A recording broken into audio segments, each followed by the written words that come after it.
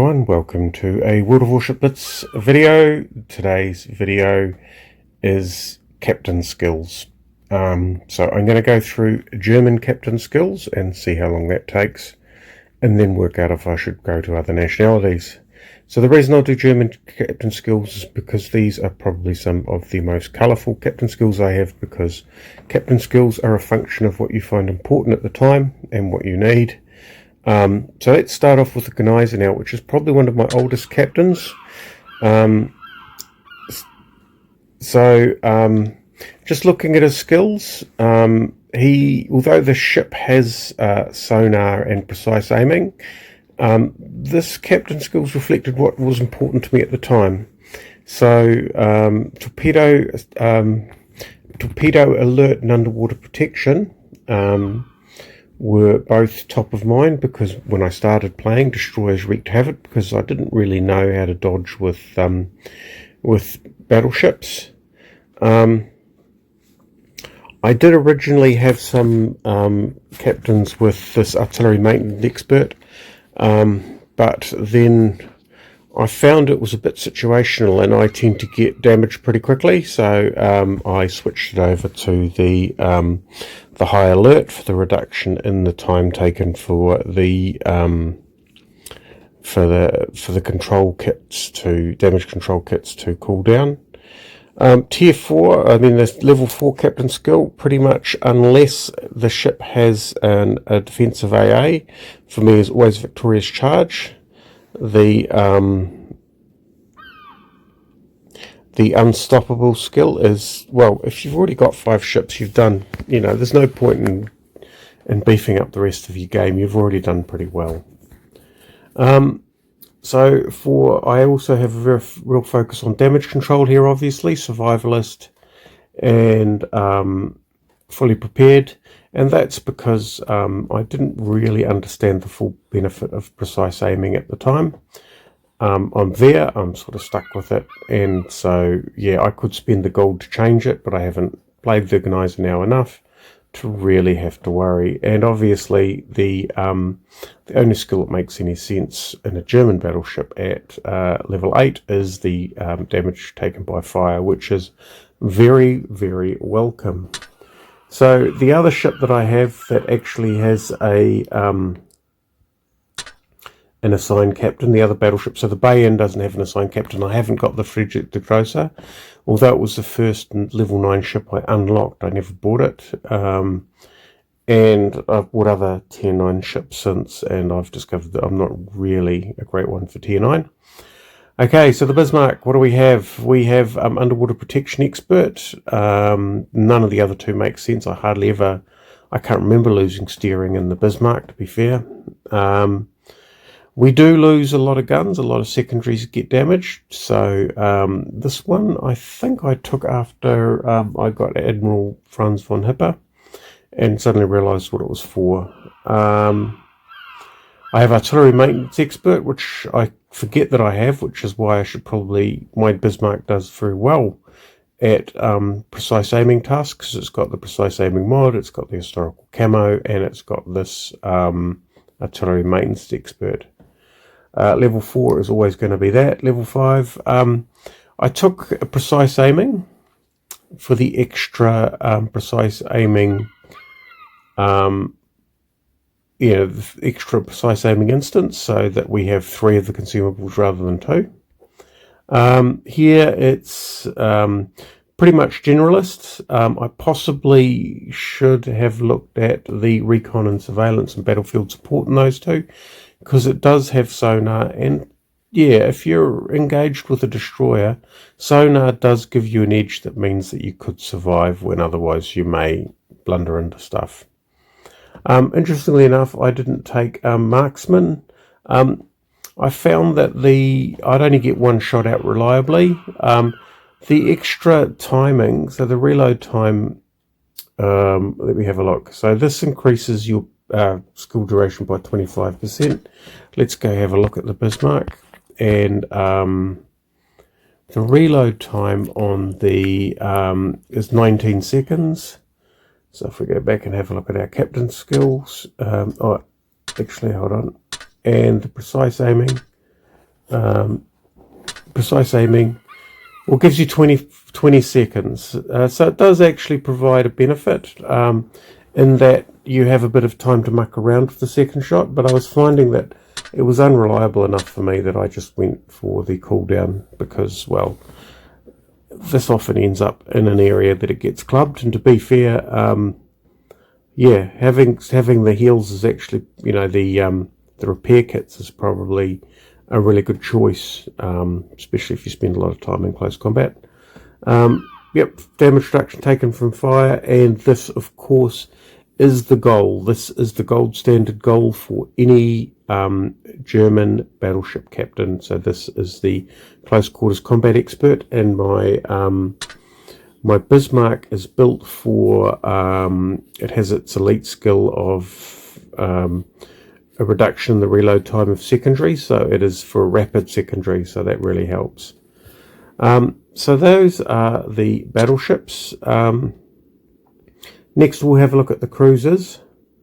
So I have a captain on all of these cruisers. I think the Nuremberg captain used to be my Königsberg captain. No, actually he's just a captain I'm training up for a rainy day. Not that I've got him very far, but essentially what that means is that I get a jump start. I pay the penalty, and maybe I pay free XP, or heaven forbid even a little bit of gold when I drop him into another ship. So he's just a trainee captain. I have a few of these lying around.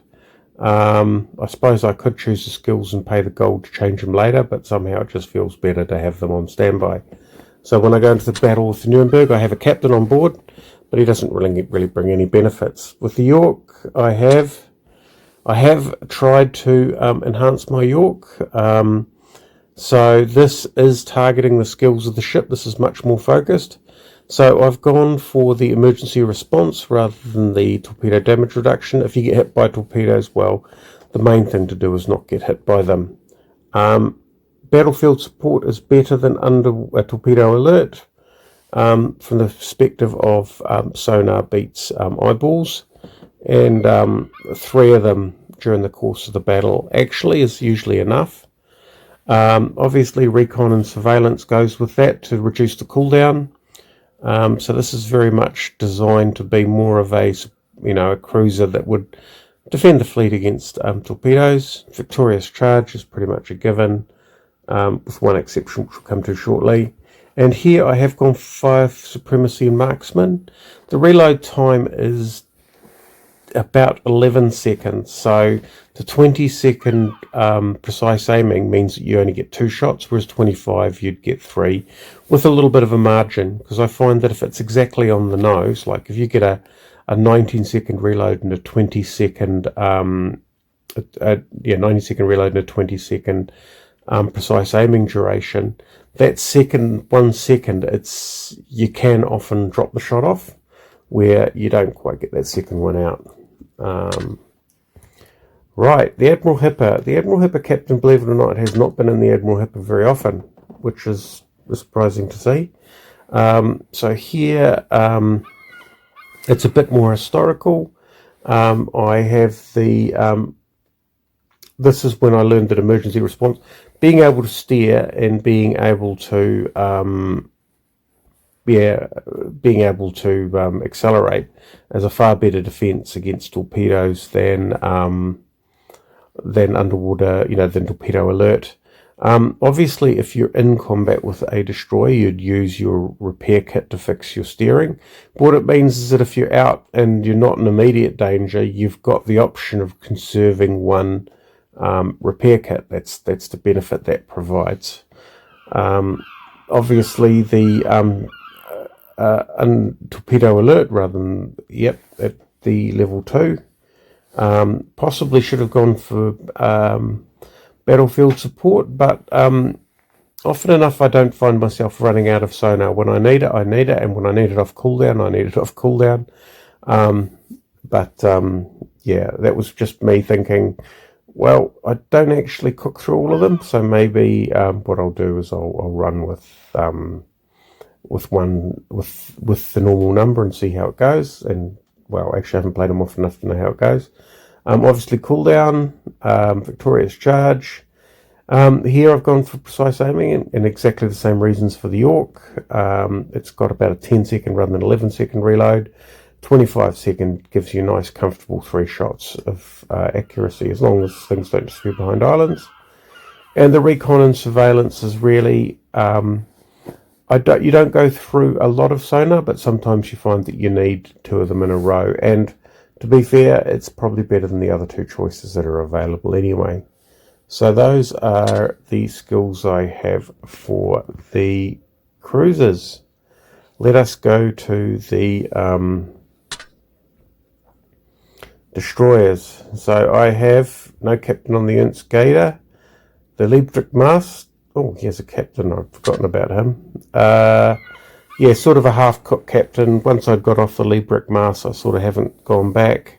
We'll still making up my mind about level 5 and level 6. But this is very much a destroyer build. I think level 6 is a dead cert. I don't know why I was mucking around. So here we've gone, because it's a destroyer, preheating. Because destroyers' jobs is to get into the cap, even German destroyers if they can. Because even something like the Golden Channel or the Cage, those are big enough that you can get into the cap without being spotted, so you don't immediately become the first target. Victorious Charge, yeah, go figure. Here I must be considering between these 2. German destroyers don't have the best turn, and the amount of hit points you get when you heal isn't great. I mean, it's the same as proportion for other ships, but it just, yeah. I mean, obviously it provides a benefit, but it's still not like a battleship, which gets a massive amount of hit points back when you use a repair kit. But yeah, there you go, sort of a half-cooked Liebfried Mast captain. The Z-23 is my current focus ship. That's what I'm grinding to try and get through to tier 9. I'm not sure what I'm going to do when I get there, because I've got the tier 9 for a number of lines. Like, I haven't bought the Seattle, I haven't bought the St. Louis, which is a French tier 9. I haven't bought the Rune, I haven't bought the Friedrich de Grosser. I have bought the Lion, the British tier 9. And I have recently bought the Kitakaze. But yeah, when I get to tier 9, I tend to say, yeah, okay then, mission accomplished. And then sort of move on to the next tier 8. I'm waiting for the Italian cruisers. So this is very much a dedicated destroyer build. So the emergency response.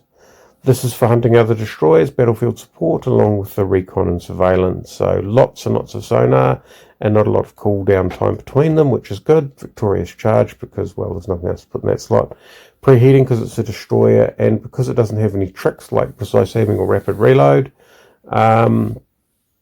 We get fully prepared and survivalist. So it is big, and it does have a lot of hit points, so you do gain a few more back. So it does, yeah, can sometimes swing things in your favour.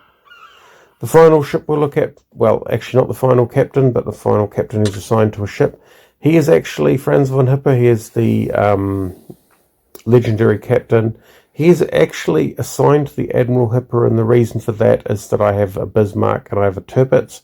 If I wanted to put him in a big blazing battleship at tier 8, I just drop him in the Tirpitz, which I do. And then at other times, I drop him in the Admiral Hipper. He does go in the T-61, and if I get any other destroyers, I'm sure he'll be perfectly at home in those as well. Interestingly enough, he has emergency response, and that's more for the Admiral Hipper than for the Tirpitz, which I sometimes use him in. This is definitely a Tirpitz skill, minus 45% main armament repair, or armament repair expert. You do get guns shot off in the Tirpitz, and this is a really good way to get them back without using your damage control kits. Goes without saying, we've got ourselves high alert in order to reduce the cooldown time of the damage control kits. Sixth Sense is fantastic. So what that does is that just shows a little 1 in a circle or a 2 in a circle, depending on how much you're being targeted. It's really good for understanding if you're overextending. In British ships with smoke, it is phenomenally powerful skill, because you can use that circle to determine whether or not you should be smoking up. As for level 5, I have the precise aiming, and the reason for that is that I have the extended precise aiming skill duration plus 33%, so that 20 goes to 30. That goes up by a third, so it goes up to 26, which gives you comfortable headroom for the likes of the Tirpitz and comfortable headroom for the likes of the Admiral Hipper, so that you can make adjustments of your aim rather than just trying to rattle 3 off in a row, or 2 off in a row, as the case may be. Also, we have the improved. This improves the cooldown time, takes it down by 50%. Obviously, it's a bit of a shame that we don't have 3 of them, but we can use 2 of them in rapid succession. It's his legendary skill, so I took it. I'm going to have to say that's the decision-making process. Next will be the extinguisher, of course, and the compartment maintenance. I will be taking close combat quarters expert, because instead of a 15% secondary shell dispersion, you get minus 20%, which is just, well, we're going to have to try that. And when we get to this tier, we will definitely be taking the armored piercing cat shell. So the final captain I have is in barracks, and that is the Sky Heinrich Klein. And possibly I should drop him on a ship, but I don't really play any ships often enough. I sometimes play the Bayern, more or less to record a video. So he's just basically going level up as I open the commander crates every couple of days, and sometimes a few commander experience get chucked his direction. So those are the German captain skills. If you can get it, I thoroughly recommend the pack that has Franz von Hipper and David Beatty. If you have any number of British or German ships, I find that Franz von Hipper is developing much more slowly than David Beatty, because I have a lot more British premiums. Yeah, so anyway, there you go. German captain skills. Hope you found that worthwhile. Thanks for watching, and we'll catch you next time.